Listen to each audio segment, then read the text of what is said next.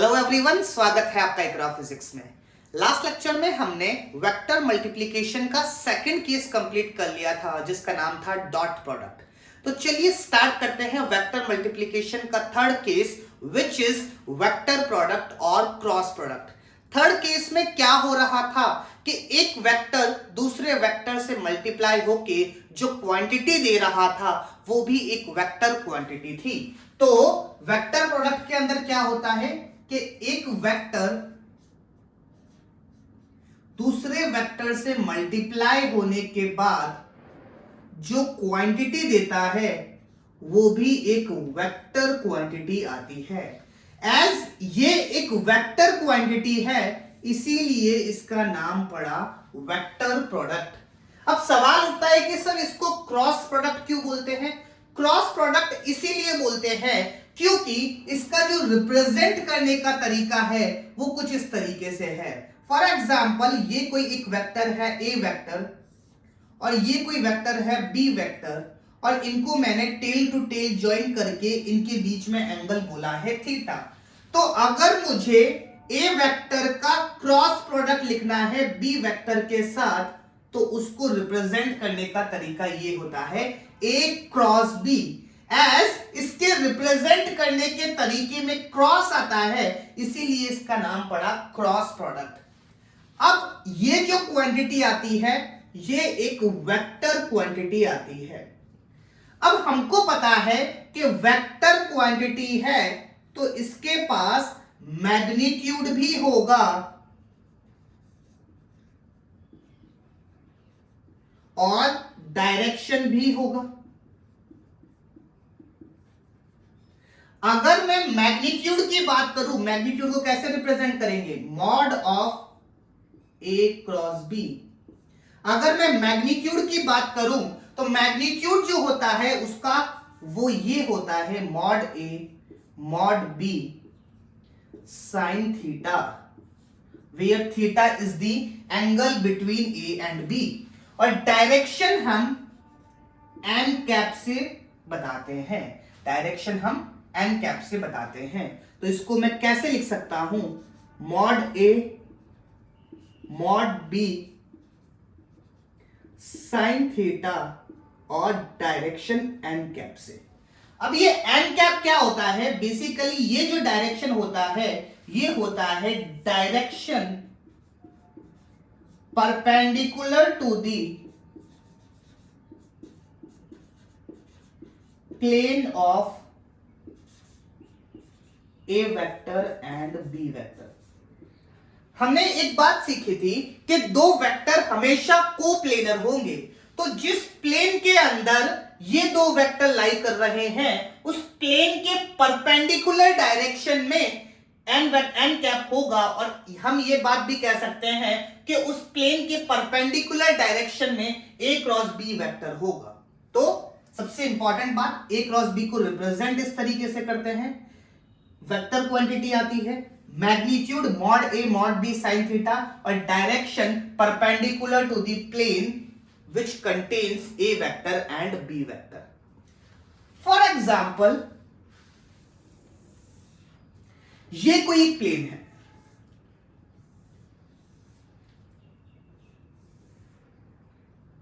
और इस प्लेन के अंदर ये कोई एक वेक्टर है a वेक्टर और ये कोई एक वेक्टर है b वेक्टर और इन दोनों के बीच में एंगल है थीटा। ऐसे समझो कि ऐसे कोई एक प्लेन है उसके अंदर ए वेक्टर ऐसे और बी वेक्टर ऐसे, दोनों टेल टू टेल जॉइंट है और उन दोनों के बीच में एंगल है थीटा। तो अब इस प्लेन के परपेंडिकुलर वेक्टर तो ये भी हो सकता है और ये भी हो सकता है, तो हम कौन सा लेंगे? तो इसके लिए जो रूल होता है वो होता है राइट हैंड थंब रूल।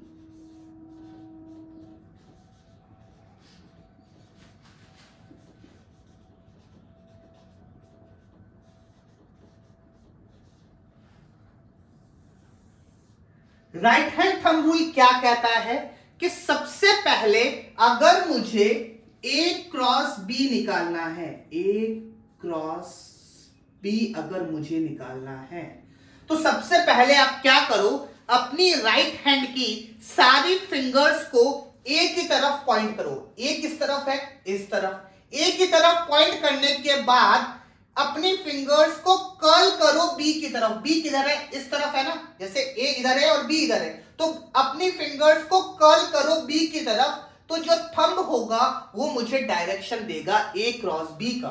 तो अगर मैं ए क्रॉस बी बनाऊं तो ए क्रॉस बी परपेंडिकुलर होगा इस प्लेन के और ऊपर की तरफ होगा। अब अगर मैं बी क्रॉस ए देखूं तो सबसे पहले मैं अपनी फिंगर्स करूंगा बी की तरफ और फिर कर्ल करूंगा ए की तरफ। तो ये ऐसे होगी, तो मुझे तोड़नी नहीं है, बात समझे? तो क्या करूंगा, सबसे पहले बी की तरफ रखूंगा और कर्ल करूंगा ए की तरफ, तो डाउनवर्ड्स आएगा, तो बी क्रॉस ए आएगा डाउनवर्ड्स। तो बी क्रॉस ए आएगा डाउनवर्ड्स। तो ये कहता है मेरा राइट हैंड थंब रूल। तो डायरेक्शन हम किससे निकालेंगे? राइट हैंड थंब रूल से। आप चाहो तो इसको लिख सकते हो। क्या कहता है right hand thumb rule? Place the fingers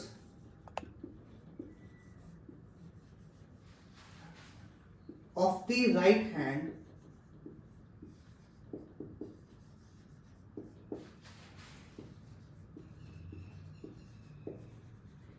in the direction of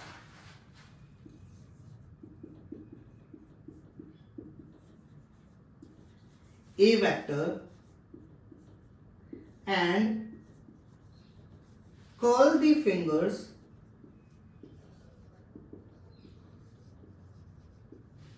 in the direction of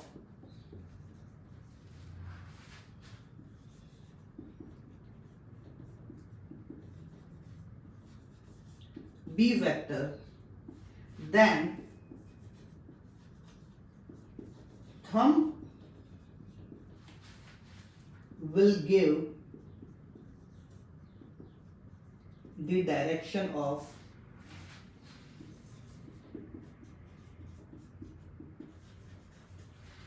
A cross B। बात समझ आई? तो थंब से हमको A क्रॉस B का डायरेक्शन मिल जाएगा। बेसिक फंडा, ए क्रॉस बी एक वेक्टर क्वांटिटी होगी, magnitude mod A mod B sine theta, direction right hand thumb rule से, फिंगर्स करो राइट हैंड की ए की तरफ, बी की तरफ कर्ल करो, तो हमारा जो थंब होगा वो हमको बताएगा ए क्रॉस बी। और अगर बी क्रॉस ए रखना है तो जो पहले आ रहा है उसकी तरफ हमारी फिंगर रखनी है। तो बी क्रॉस ए पहले बी की तरफ रखो और ए की तरफ कर्ल करो, तो मुझे जो डायरेक्शन मिलेगा थंब से वो मिलेगा बी क्रॉस ए का। चलिए कुछ एग्जांपल्स करते हैं जिससे थोड़ी और क्लैरिटी आएगी।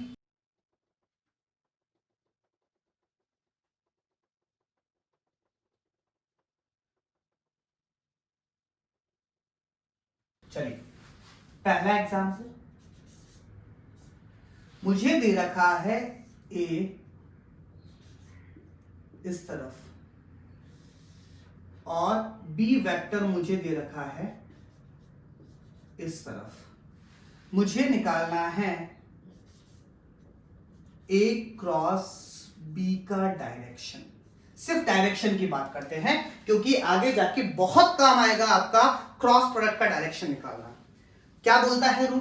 सबसे पहले राइट हैंड लो और फिंगर्स रखो ए की तरफ। ए किधर है? इस तरफ। तो फिंगर्स मैंने रखी ए की तरफ, फिर बी की तरफ कर्ल कर लो। बी कहां है? ऊपर की तरफ, तो बी की तरफ कर्ल कर ली, तो थंब मेरा कहां आ रहा है? बाहर की तरफ। हमेशा ध्यान रखना कि पूरी फिजिक्स में आउट ऑफ द प्लेन या फिर आउट ऑफ द बोर्ड इस सिंबल से डिनोट होता है आउटवर्ड्स, और इनटू द प्लेन या फिर इनटू द बोर्ड इस सिंबल से डिनोट करेंगे पूरी फिजिक्स में। तो ए क्रॉस बी, ए की तरफ फिंगर रखी, बी की तरफ कर्ल की, तो बाहर की तरफ आ रहा है, तो ये आ रहा है आउटवर्ड्स। यहीं पे अगर मैं बी क्रॉस ए देखूं तो बी क्रॉस ए के लिए क्या करूंगा? सबसे पहले फिंगर रखूंगा बी की तरफ, फिर कर्ल करूंगा ए की तरफ। ए कहां है? इस तरफ, ए की तरफ, तो कहां आ रहा है? इनवर्ड्स। तो बी क्रॉस ए आ रहा है इनवर्ड्स। चलिए अगला एग्जांपल देखते हैं।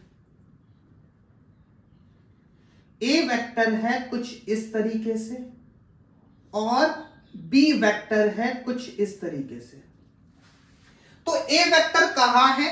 बाहर की तरफ, और बी वेक्टर है इस तरफ। तो ए क्रॉस बी, सबसे पहले ए की तरफ फिंगर की और बी की तरफ कर्ल किया तो ऊपर की तरफ आया, तो ए क्रॉस बी आएगा ऊपर की तरफ। और अगर मुझे B क्रॉस A निकालना है तो मैं क्या करूंगा? सबसे पहले फिंगर रखूंगा B की तरफ और कर्ल करूंगा A की तरफ। A कहां है? बाहर की तरफ, तो कर्ल की A की तरफ, तो वो कहां आएगा? डाउनवर्ड्स। तो B क्रॉस A आएगा डाउनवर्ड्स। चलिए एक दो एग्जांपल सॉल्व करते हैं।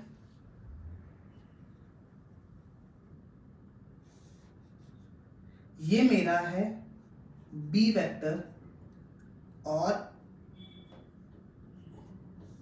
ये मेरा है ए वेक्टर। ए वेक्टर कहां है? अंदर की तरफ, और बी वेक्टर कहां है? ऊपर की तरफ। तो मुझे डायरेक्शन निकालना है ए क्रॉस बी का। ए क्रॉस बी का डायरेक्शन निकालना है तो सबसे पहले मैं फिंगर रखूंगा ए की तरफ, कहां है? अंदर। फिर कर्ल करूंगा बी की तरफ, बी कहां है? ऊपर, तो ऊपर की तरफ कर्ल करूंगा तो ए क्रॉस बी का जो डायरेक्शन होगा वो ये डायरेक्शन होगा। फिर बी क्रॉस ए के लिए, तो बी क्रॉस ए के लिए सबसे पहले फिंगर रखूंगा बी की तरफ, फिर कर्ल करूंगा ए की तरफ। ए कहां है? अंदर की तरफ, तो कर्ल की अंदर की तरफ, तो बी क्रॉस ए का डायरेक्शन आ गया इस तरफ। चलिए एक और एग्जांपल देखते हैं।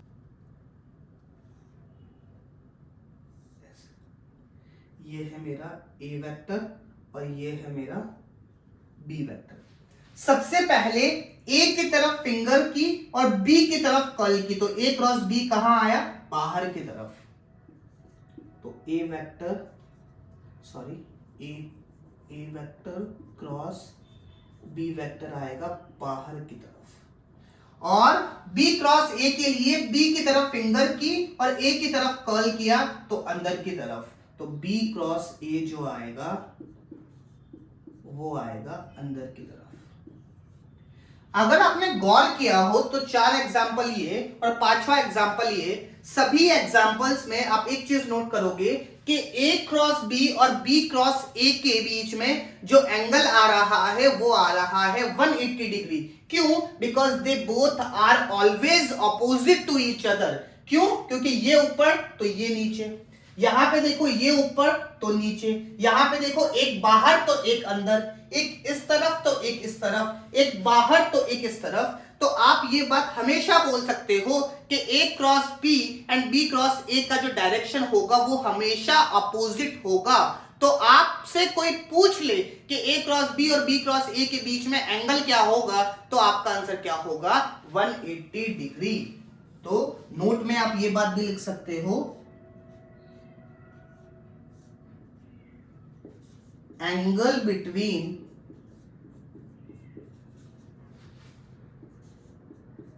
A cross B and B cross A is 180 degree. कोई आपसे पूछ ले कि A क्रॉस B और B क्रॉस A दोनों बराबर होंगे क्या, तो आपका आंसर क्या होगा? सोचो, अरे सोचो ना।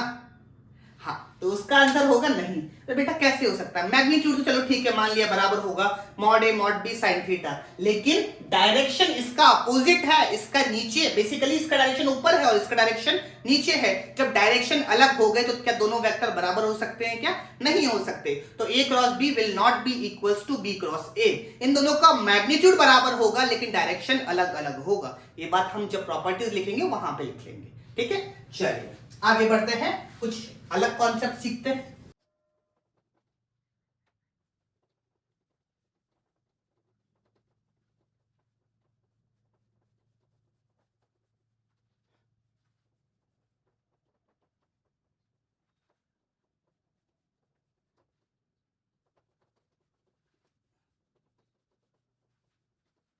चलिए नेक्स्ट हमारा जो टॉपिक है वो है vector product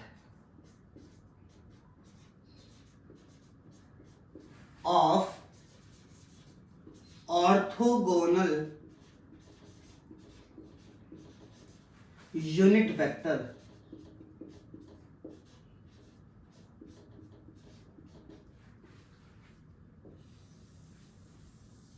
orthogonal unit vector समझ गए होंगे आप, आई कैप, जे कैप और के कैप।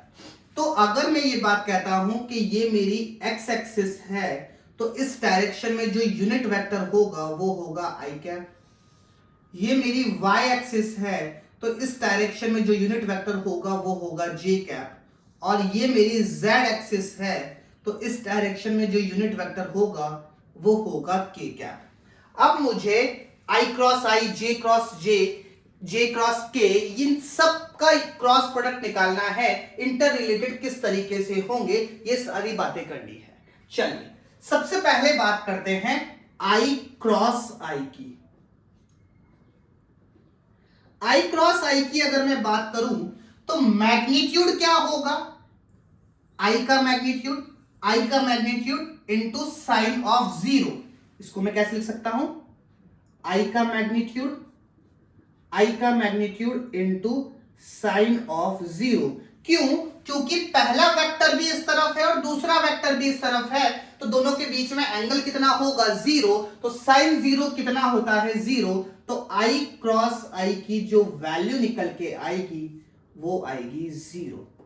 इसी तरीके से अगर मुझे निकालना है जे क्रॉस जे, तो इसकी वैल्यू क्या निकल के आएगी, जीरो। और इसी तरीके से अगर मुझे निकालना है के क्रॉस के, तो इसकी वैल्यू भी क्या निकल के आएगी, जीरो। चलिए अब बात करते हैं आई क्रॉस जे की, आई क्रॉस जे की। तो ये क्या होगा, आई का मैग्नीट्यूड, जे का magnitude, sine of angle between I and J. I और जे के बीच में कितना एंगल है, 90 डिग्री। तो ये कितना हो जाएगा, साइन 90 डिग्री। ये तो मैग्नीट्यूड की बात हुई। और अगर मुझे डायरेक्शन की बात करनी है तो आई क्रॉस जे कहां आएगा, बाहर की तरफ। तो डायरेक्शन बेसिकली इसका अगर मुझे एन कैप निकालना है तो वो क्या आएगा, के कैप। तो basically I cross J vector जो होगा उसका मैग्नीट्यूड 1 1 1, तो मैग्नीट्यूड तो आएगा 1 और डायरेक्शन आएगा के कैप। तो क्या मैं ये बात बोल सकता हूं क्या कि आई क्रॉस जे विल बी के कैप। इसी चीज को आप एक रूल से भी समझ सकते हो जिसको हम एंटी क्लॉकवाइज रूल बोलते हैं, आई जे के। अगर मैं एंटी क्लॉकवाइज डायरेक्शन में चलता हूं तो मेरा जो रिजल्ट आता है वो आता है पॉजिटिव, और क्लॉकवाइज डायरेक्शन में चलूंगा तो नेगेटिव। तो आई क्रॉस जे बचा क्या, के, और कैसा आएगा, पॉजिटिव, तो के आ जाएगा। यहीं पे अगर कोई मुझसे पूछ लेता कि जे क्रॉस के क्या आएगा, तो जे क्रॉस के पॉजिटिव डायरेक्शन में चले, बचा क्या, आई, तो प्लस आई कैप। यहीं पे अगर कोई मुझसे पूछ लेता कि के क्रॉस आई क्या होगा, के क्रॉस आई बचा क्या, जे, और पॉजिटिव डायरेक्शन में चले तो प्लस जे कैप। तो ये चीज भी मुझे आनी चाहिए। अब अगर कोई मुझसे इसका उल्टा पूछ लेता, फॉर एग्जाम्पल कोई मुझसे पूछ लेता कि जे क्रॉस आई क्या होगा। अब I cross J is plus K cap, तो J cross I will be minus K cap. इसको आप इससे भी समझ सकते हो कि जे क्रॉस आई, तो मैं अपोजिट डायरेक्शन में चला तो आएगा तो के ही, लेकिन एक नेगेटिव साइन के साथ आएगा। चलिए नेक्स्ट है जे क्रॉस के। तो कोई मुझसे पूछ लेता कि के क्रॉस जे आएगा तो आई ही, लेकिन एक नेगेटिव साइन के साथ। के क्रॉस जे अपोजिट डायरेक्शन में चला और अपोजिट डायरेक्शन में चला तो माइनस आई कैप। के क्रॉस आई, और अगर कोई मुझसे पूछता कि आई क्रॉस के क्या होगा, तो ये आएगा तो जे ही, लेकिन एक नेगेटिव साइन के साथ। तो अगर आपको ये डायग्राम याद है तो आप ये दोनों आराम से लिख सकते हो। और ये तो अपन को पता ही है, दोनों सेम डायरेक्शन में, एंगल जीरो तो साइन जीरो इज जीरो। तो ये बेसिकली रिलेशन होता है क्रॉस प्रोडक्ट का with different orthogonal unit vectors. चलिए नेक्स्ट है हमारा क्रॉस प्रोडक्ट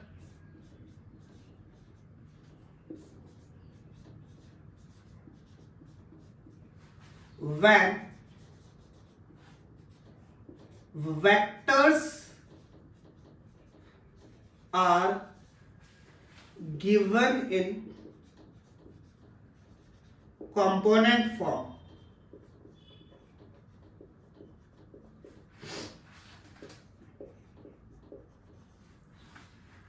भाई हमने अगर मुझे मैग्नीट्यूड और एंगल दे रखा है तो मैं क्रॉस प्रोडक्ट कैसे निकालूंगा? बेसिकली डायरेक्शन मुझे निकालना आता ही है, magnitude A B sine theta से निकाल लूंगा। लेकिन अगर मुझे वेक्टर्स कंपोनेंट फॉर्म में दे रखे हैं, कंपोनेंट फॉर्म में बोले तो आई कैप, जी कैप और के कैप की फॉर्म में, तो मैं क्रॉस प्रोडक्ट कैसे निकालूंगा? पहले मैं आपको उसका पूरा डेरिवेशन बताऊंगा, फिर उसका शॉर्ट ट्रिक बताऊंगा कि किस तरीके से चीजें सॉल्व कर रहे होंगे हम आने वाले टाइम में। चलिए फॉर एग्जाम्पल मुझे कोई एक वेक्टर दे रखा है, A vector, let's say ax I cap plus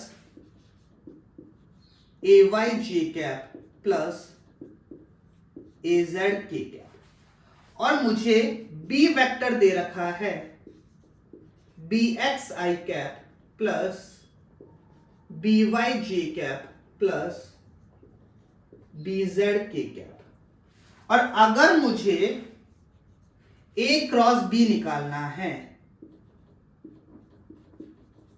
A cross B निकालना है, इसका मतलब क्या हुआ कि ए एक्स आई कैप प्लस ए वाई जे कैप प्लस ए जेड के कैप का मुझे क्रॉस प्रोडक्ट करना है बी एक्स आई कैप प्लस बी वाई जे कैप प्लस बी जेड के कैप के साथ। चलिए जिस तरीके से हमने डॉट प्रोडक्ट में किया था, सिमिलरली वैसा ही यहां पे होगा।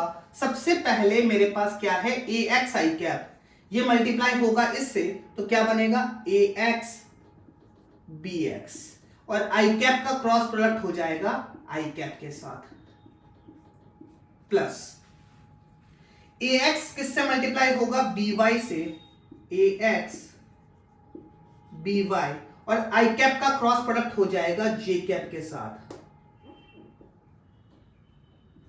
आई क्रॉस जे, प्लस ए एक्स बी जेड, और आई कैप का क्रॉस प्रोडक्ट हो जाएगा के कैप के साथ, प्लस ए एक्स का काम हो गया। अब ए वाई की बारी, ए वाई बी एक्स और जे कैप का क्रॉस प्रोडक्ट हो जाएगा आई कैप के साथ, ए वाई बी वाई जे कैप का क्रॉस प्रोडक्ट जे कैप के साथ, प्लस ए Y B Z J cap का क्रॉस प्रोडक्ट के कैप के साथ, प्लस अब किसकी बारी, ए जेड की बारी, तो ए जेड बी एक्स के कैप का क्रॉस प्रोडक्ट हो जाएगा आई कैप के साथ, प्लस ए जेड बी वाई के कैप का क्रॉस प्रोडक्ट हो जाएगा जे कैप के साथ, प्लस ए जेड बी जेड के कैप का क्रॉस प्रोडक्ट हो जाएगा के कैप के साथ। चलिए अब बढ़ते हैं आगे। सबसे पहले इसकी बात करते हैं, तो I cross I will be zero, अभी देखा था I cross I will be zero, तो ये तो हो जाएगा भैया zero. A X B Y I cross J, I cross J positive direction में, तो के कैप, प्लस इसका काम हो गया। इसकी बात करते हैं, A X B Z I cross K opposite direction में, तो ये आ जाएगा माइनस जे कैप, प्लस इसका काम हो गया। इस पे आते हैं, ए वाई बी एक्स जे क्रॉस आई अपोजिट डायरेक्शन में, तो माइनस के कैप, इसका काम हो गया। जे क्रॉस जे तो 0 हो जाएगा, तो ये तो हो गया 0, प्लस ए Y B Z J cross के पॉजिटिव डायरेक्शन में, तो प्लस आई कैप, इसका काम हो गया। प्लस एजेड बी एक्स के क्रॉस आई प्लस जे कैप प्लस इसका काम हो गया। एजेड बी वाई के cross J is minus I cap, plus इसका काम हो गया। लास्ट बचता है एजेड बी जेड और के क्रॉस के विल बी 0। तो हमने इसको सॉल्व करके ये आया हमारे पास। अब इसमें हम आई कैप, जे कैप और के कैप को कॉमन भी ले सकते हैं। सबसे पहले आई कैप को कॉमन लेता हूं। आई कैप को कॉमन लिया, आई कैप कहां आ रहा है, सबसे पहले यहां आ रहा है, फिर यहां आ रहा है, तो वहां क्या लिखा हुआ है, ए Y B Z minus A Z B Y, तो ये और ये इसका काम हो गया। अब मैं यहां से माइनस जे कैप कॉमन ले रहा हूं, माइनस जे कैप कॉमन ले लिया, यहां पे बचा ए x, minus J cap common लिया, ए एक्स बी जेड। अब जे कैप में यहां पे माइनस कॉमन लूंगा, तो यहां पे एक माइनस आ जाएगा, minus A Z B X, plus अब के कैप कॉमन ले रहा हूं, तो जे कैप और जे कैप का काम हो गया। अब के कैप कॉमन ले रहा हूं, तो यहां पे आ रहा है ए एक्स बी वाई, और यहां पे आ रहा है minus A Y B x. तो ये मेरा जो आंसर निकल के आता है, ये आता है ए क्रॉस बी का। ये मेरा आंसर निकल के आता है ए क्रॉस बी का। अब इसी आंसर को आप डिटर्मिनेंट की फॉर्म से भी आसानी से निकाल सकते हो। नीट वालों, डिटर्मिनेंट हम मैथमेटिक्स में सीखते हैं, एक छोटी सी चीज है, अभी सिखा देता हूं, बिल्कुल शॉर्ट तरीका है, आराम से आपको समझ में आ जाए।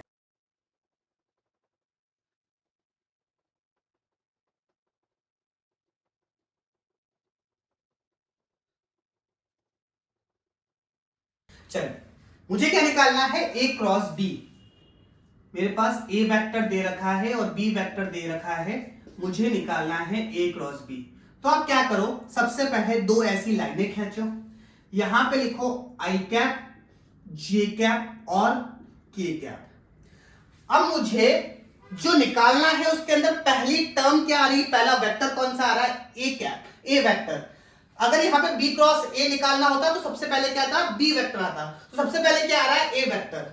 अब आई के नीचे ए वेक्टर के अंदर आई का जो कोफिशिएंट है वो लिख दो, ए एक्स, जे के नीचे जे का कोफिशिएंट ए वाई, और के नीचे के का कोफिशिएंट ए जेड। बाद में क्या आ रहा है, बी, तो बी के अंदर जो कोफिशिएंट है वो यहां पे लिख दो। फिर क्या करो, यहां पे लिखो प्लस माइनस प्लस। बात समझ आई। आई जे के पहले ए आ रहा है, तो यहां पे भी सबसे पहले ए के अंदर जो कोफिशिएंट होंगे आई जे के वो लिखेंगे, बाद में बी आ रहा है तो बाद में बी के लिखेंगे। चलिए, अब स्टार्ट हमेशा टॉप लेफ्ट कॉर्नर से स्टार्ट करेंगे, हम हमेशा टॉप लेफ्ट कॉर्नर से स्टार्ट करेंगे। तो टॉप लेफ्ट कॉर्नर पे क्या आ रहा है, ऊपर साइन क्या है, प्लस, तो प्लस आई कैप। अब जब आपने प्लस आई कैप लिख दिया, तो इसके परपेंडिकुलर जो भी रो और कॉलम है उनको क्रॉस कर दो। बचा क्या, 1 2 3 4, ये 4 टर्म बचे। अगेन टॉप लेफ्ट कॉर्नर से स्टार्ट करेंगे और क्रॉस मल्टीप्लाई करेंगे। तो इन दोनों को क्रॉस मल्टीप्लाई किया, ए वाई बी जेड, फिर लिखेंगे माइनस, हमेशा माइनस आएगा, और फिर इन दोनों को क्रॉस मल्टीप्लाई कर लो, ए जेड बी वाई। बात समझे? ये तो हुआ आई कैप का। अब जे कैप के लिए क्या करोगे? ऊपर क्या है नेगेटिव, तो माइनस जे कैप। तो कौन कौन से कट हो जाएंगे? एक तो ये कट होगा और एक ये कट होगा, मतलब परपेंडिकुलर डायरेक्शन में जो भी रो और कॉलम है उसको कट कर दो। अब बचेंगे क्या? 1 2 3 4। तो यहां से टॉप लेफ्ट कॉर्नर से स्टार्ट करेंगे, ए X B Z, A X B Z minus A Z B x, हो गई बात, plus K cap, plus K cap आ रहा है। अब क्या करूंगा? इसको कट करूंगा और इसको कट करूंगा, बचेंगे क्या? 1 2 3 4। टॉप लेफ्ट कॉर्नर पे क्या है? ए एक्स, तो ए X B Y minus A Y B x, A Y B x. तो इस तरीके से हम डिटर्मिनेंट की हेल्प से, इसको बोलते हैं डिटर्मिनेंट, मैथमेटिक्स में पढ़ते हैं, तो इस तरीके से डिटर्मिनेंट की हेल्प से हम इसको आसानी से सॉल्व कर रहे होंगे। हम हमेशा यही यूज करेंगे, इतना कौन याद रखेगा? आधी चीजें तो भूल ही जाओगे कि कहां पे y है, कहां पे z है। सिंपल सी बात, आई जे के लिखो, पहले कौन आ रहा है? ए, तो ए के कोफिशिएंट, फिर बाद में कौन आ रहा है? बी, बी के कोफिशिएंट, टॉप लेफ्ट कॉर्नर से स्टार्ट करो और सॉल्व करो। अब देखो यहां से और यहां से सेम रिजल्ट आ रहा है क्या? I cap A Y B Z minus A Z B Y minus J cap A X B Z minus A Z B X plus K cap A X B Y minus A Y B X. दोनों से ही जब answer same आ रहा है तो इतना कौन याद रखेगा? फटाफट डायग्राम बनाएंगे और उसको सॉल्व करेंगे, और बेसिकली इससे कोई करता भी नहीं, अपन भी इसी से ही करेंगे। चलिए आगे बढ़ते हैं।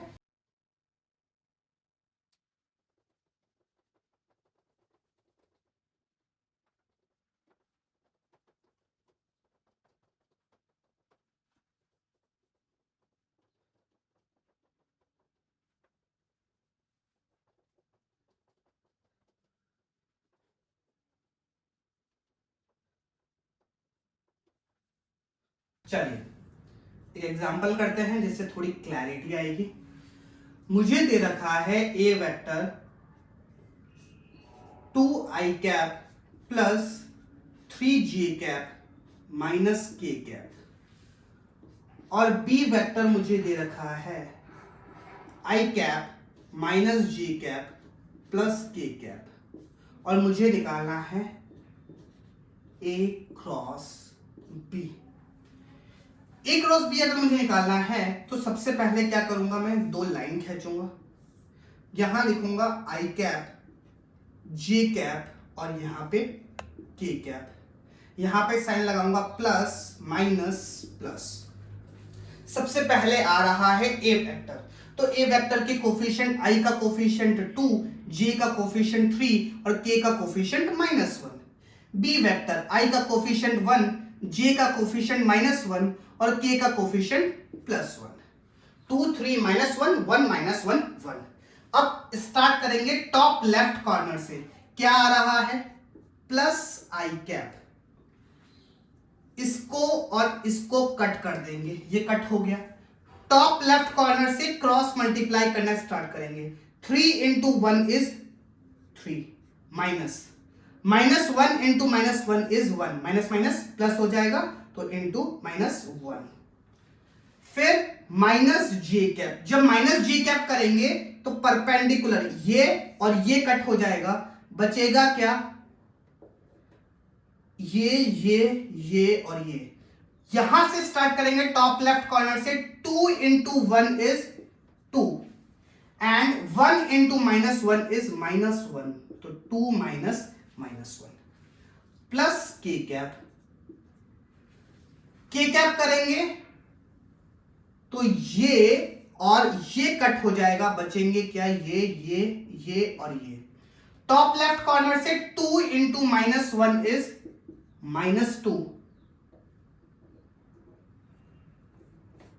माइनस 1 into 3 is 3, so -2 -3, तो ये क्या हो जाएगा? 3 - 1 is 2i cap, 2 minus -1 is 2 plus 1 which is 3, तो -3j कैप -2 -3 इज -5, तो -5k कैप, ये मेरा आएगा A cross B vector.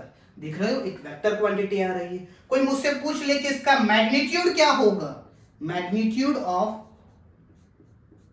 A cross B, तो इसका मैग्नीट्यूड कैसे निकालोगे? 2 का स्क्वायर 4 प्लस 3 का स्क्वायर 9 प्लस 5 का स्क्वायर 25, तो ये कितना हो जाएगा? 25 plus 4 is 29, 29 plus 9 is basically 48, root of 48, ये इसका मैग्नीट्यूड हो जाएगा।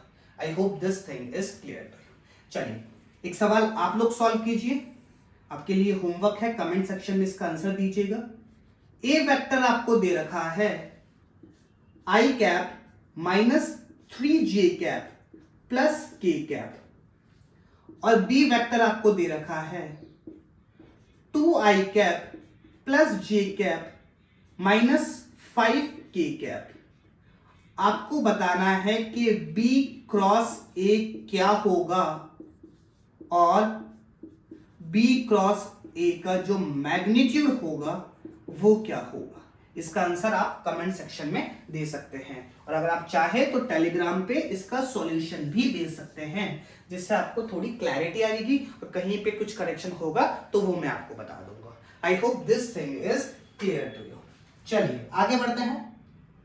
नेक्स्ट है प्रॉपर्टीज ऑफ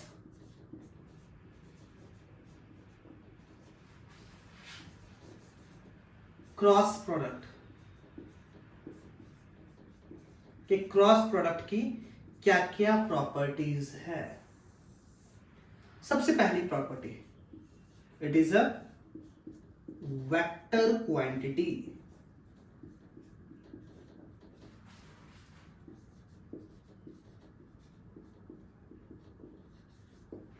नेक्स्ट प्रॉपर्टी क्या है कि cross product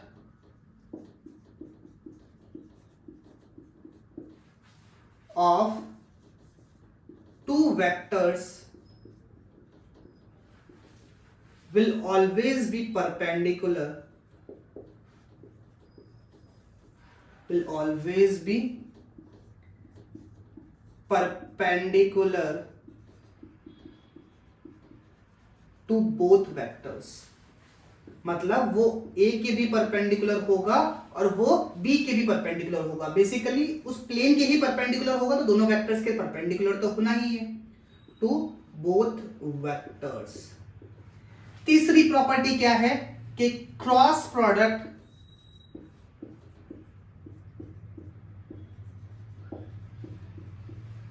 is not commutative. अभी हमने देखा था जब क्रॉस प्रोडक्ट स्टार्ट किया था कि A cross B is not equals to B cross A।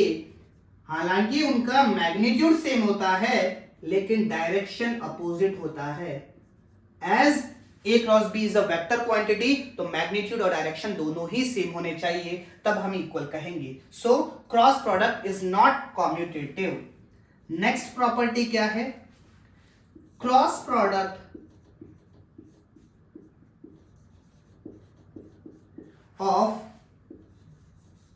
vectors is distributive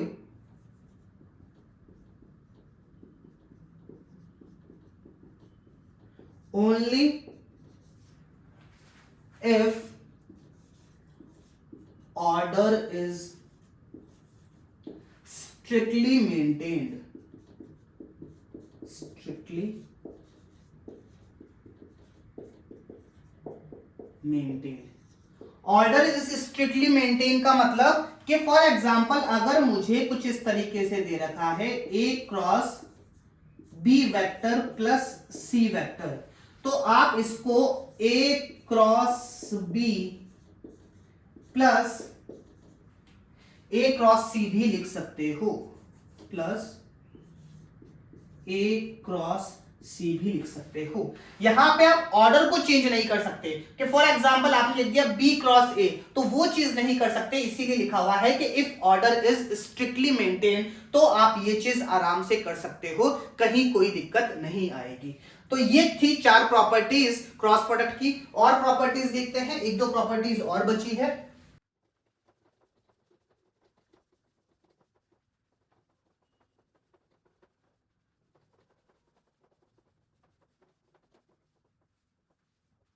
चलिए नेक्स्ट प्रॉपर्टी है 5th property, cross product of 2 vectors will be maximum when angle between vectors is 90 degree. Angle between vectors is 90 degree. मुझे पता है कि जो भी theta होता है वो 180 डिग्री से छोटा होता है और 0 डिग्री से बड़ा होता है। तो 0 से लेके 180 के बीच में साइन थीटा हमेशा पॉजिटिव आएगा। क्यों? क्योंकि बिकॉज एंगल बिटवीन वेक्टर्स में हम हमेशा छोटा एंगल लेते हैं और छोटा एंगल हमेशा 180 डिग्री के बराबर होगा या उससे छोटा होगा, पर 0 से बड़ा होगा। तो 0 से लेके 180 डिग्री में के बीच में साइन थीटा हमेशा पॉजिटिव होता है और साइन थीटा की मैक्सिमम वैल्यू होती है 1, वो आती है 90 डिग्री पे। तो if theta is equal to 90 degree तो साइन थीटा हो जाएगा 1। तो इस केस में जो a क्रॉस b का जो मैग्नीट्यूड होगा उसकी मैक्सिमम वैल्यू आएगी। चलिए नेक्स्ट प्रॉपर्टी क्या है, cross product of 2 vectors will be minimum if both vectors are either parallel or anti-parallel to each other।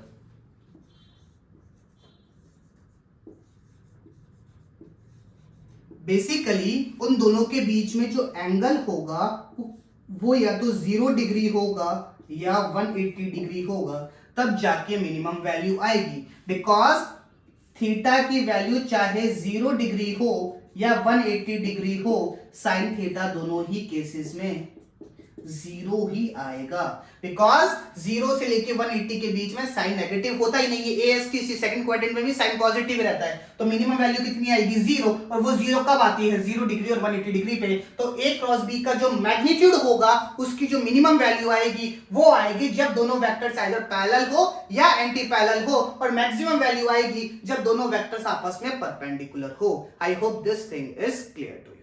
चलिए, तो ये थी प्रॉपर्टीज क्रॉस प्रोडक्ट की। आगे बढ़ते हैं और देखते हैं application of cross product.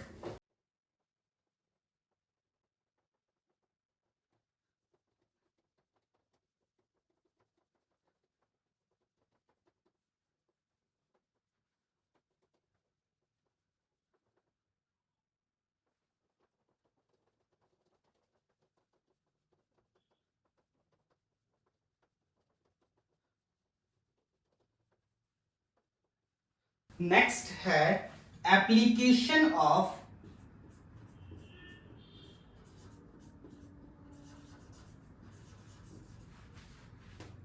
Cross product, कि क्रॉस प्रोडक्ट की क्या क्या एप्लीकेशन है।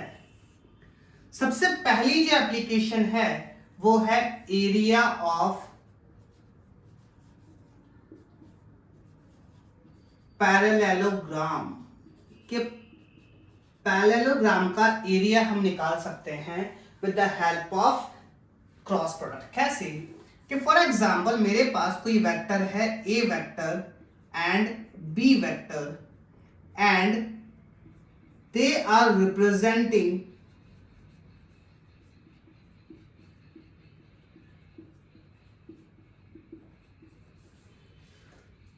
To adjacent sides of parallelogram.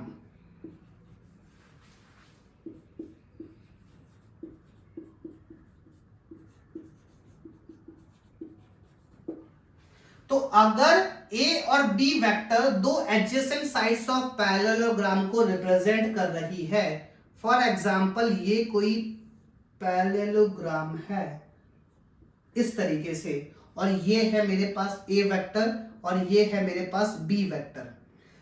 अगर मैं यहां से एक परपेंडिकुलर यहां पे डालता हूं और इसको बोलता हूं एच हाइट, और इस पैरेललोग्राम को मैं दो हिस्सों में तोड़ता हूं, तो ये बी वेक्टर तो ये भी बी वेक्टर, ये ए वेक्टर तो ये भी ए वेक्टर। अब बात को समझे कि अगर इसका मैग्नीट्यूड बी है तो एच, अगर ये एंगल थीटा है तो मैं एच को क्या मैं बी साइन थीटा लिख सकता हूं या नहीं। और अगर मैं इस ये जो ट्रायंगल है इसका एरिया A1 बोलता हूं, तो क्या A1 को मैं हाफ, बेस कितना है A और हाइट कितनी है B साइन थीटा लिख सकता हूं या नहीं। और A1 की जो वैल्यू आई, बेसिकली ये जो ट्रायंगल होगा क्या उसका एरिया और इसका एरिया A2 दोनों बराबर होंगे, it is equals to A2।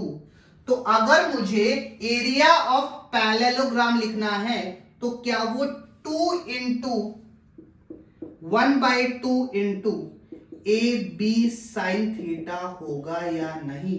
2 से 2 गया और A B sine theta basically क्या है, mod of A cross B. तो इस तरीके से मैं एरिया ऑफ पैरेललोग्राम निकाल सकता हूं। I hope this thing is clear to you.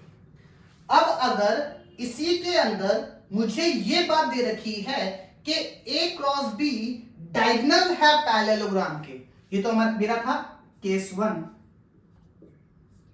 और केस 2 के अंदर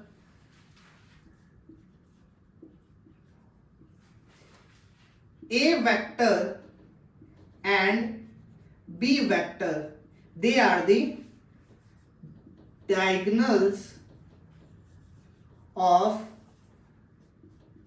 parallelogram।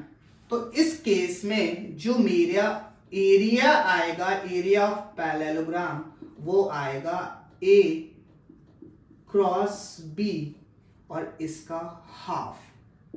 इसका भी डेरिवेशन है लेकिन डेरिवेशन कोई आपके काम का नहीं है, तो एरिया क्या आएगा, हाफ ए cross B.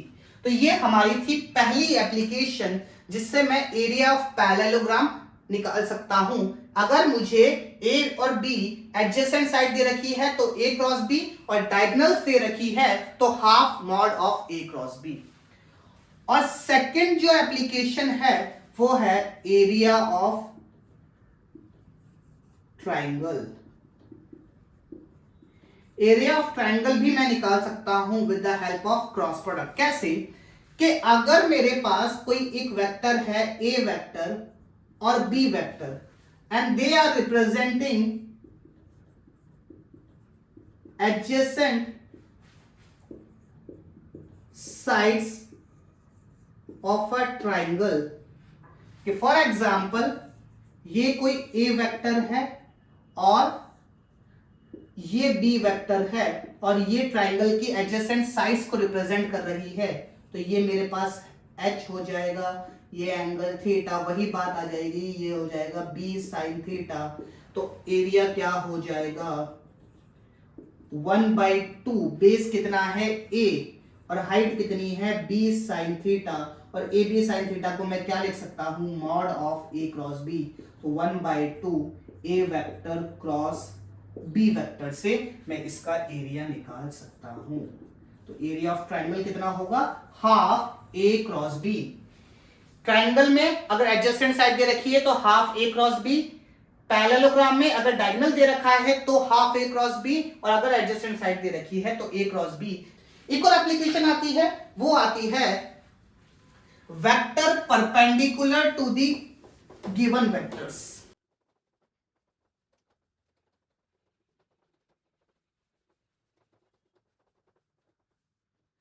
Next third application है वेक्टर परपेंडिकुलर टू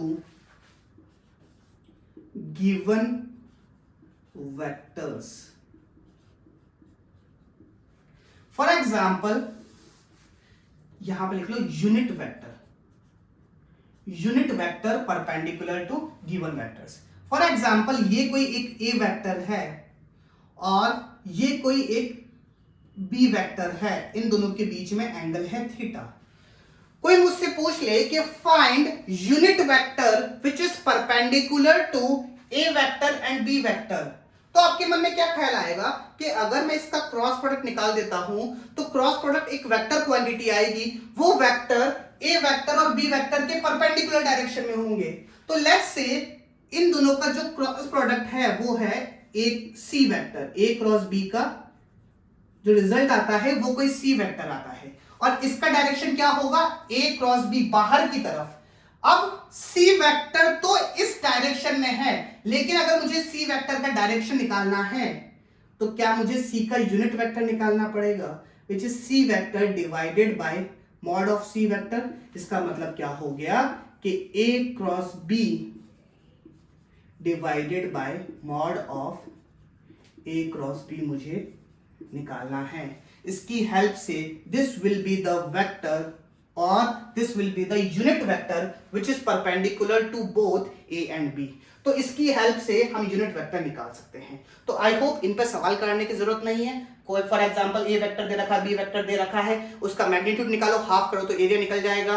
मैग्नीट्यूड निकालो, हाफ करो तो अगर डायगोनल दे रखी है तो एरिया निकल जाएगा, और अगर एडजेसेंट साइड्स ऑफ पैरेललोग्राम दे रखा है तो एरिया निकल जाएगा। यूनिट वेक्टर बेसिकली ए क्रॉस बी निकालो, वेक्टर निकालो और उसका मैग्नीट्यूड नीचे लिखो तो उसका यूनिट वेक्टर निकल जाएगा which is perpendicular to both A and B. I hope this thing is clear to you. तो यहां पे हमारा क्रॉस प्रोडक्ट कंप्लीट होता है। So that's it from my side for today. Thank you so much everyone.